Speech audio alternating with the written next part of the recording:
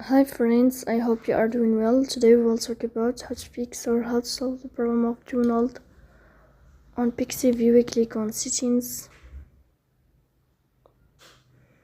Here we go to apps, default apps, app settings. You will search for Pixiv and you will click here.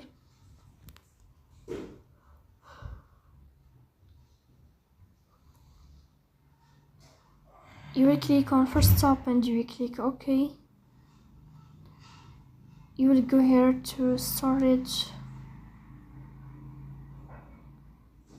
You will click on clear cache. In the end, you will turn off your phone and you will restart your phone again to fix that problem. So please don't forget to support us by like and subscribe. See you next time and thank you for your watching.